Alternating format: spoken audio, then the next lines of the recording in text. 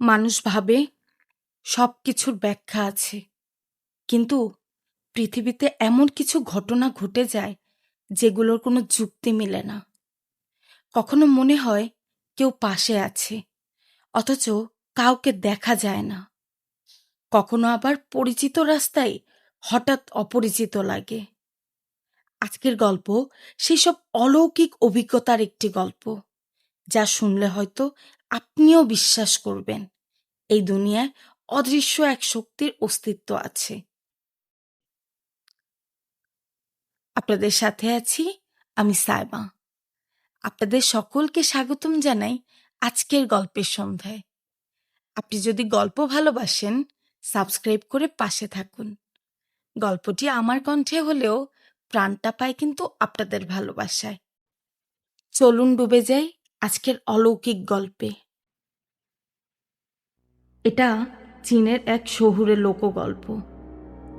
Bus number 375 এর ঘটনা। বাসটি রাতের বেলা চলত। শেষ বাসটি যেত প্রসপেক্ট হিল নামের জায়গায়। একদিন বাস ধরার জন্য দুইজন মানুষ অপেক্ষা করছিল, একজন বৃদ্ধ আর একজন যুবক। বাস আসতে এখনো 20 থেকে 30 মিনিট বাকি। চারপাশে কেউ না থাকায় তারা দুজন গল্প শুরু করলো। ধীরে ধীরে তারা বন্ধু হয়ে গেল। অবশেষে বাস এসে দাঁড়ালো। দুজনে বাসে উঠে বসলো। বাসের ভেতর ছিল শুধু একজন চালক আর একজন মহিলা কন্ডাক্টর। বাস চালাতে শুরু করলো। কিছুক্ষণ পর একটা স্টপেজে বাস থামলো এবং সেখানে 3 জন যাত্রী উঠল। তখনই অদ্ভুত ঘটনা ঘটল। বৃদ্ধ লোকটি হঠাৎ করে রেগে গিয়ে যুবকটিকে চিৎকার করে বলল, তুই ঠিকমতো বসতে পারছিস না? তোর মধ্যে কি কোনো শিষ্টাচার নেই? যুবকটা অবাক হয়ে বলল, কি বলছেন কাকা? আমরা তো ভালোই গল্প করছিলাম। বৃদ্ধ লোকটা কিছুতেই শান্ত হচ্ছে না। মুহূর্তেই ঝগড়া শুরু হয়ে গেল।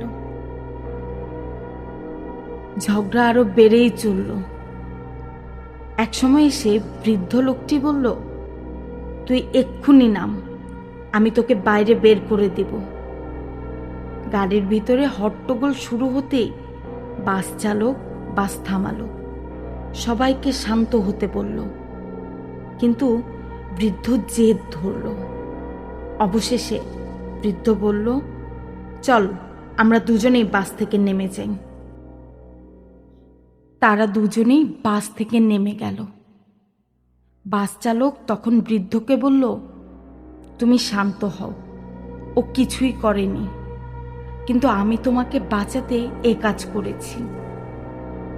যুবক তখন অবাক হয়ে জানতে চাইল, আপনি কি বলতে চাইছেন?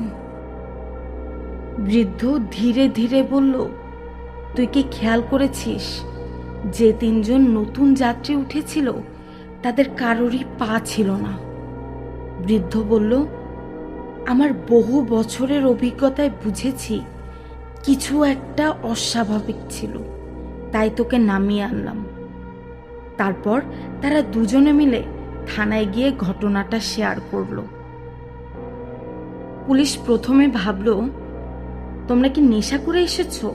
পাগল নাকি? যাও যাও, রাত হয়ে গেছে।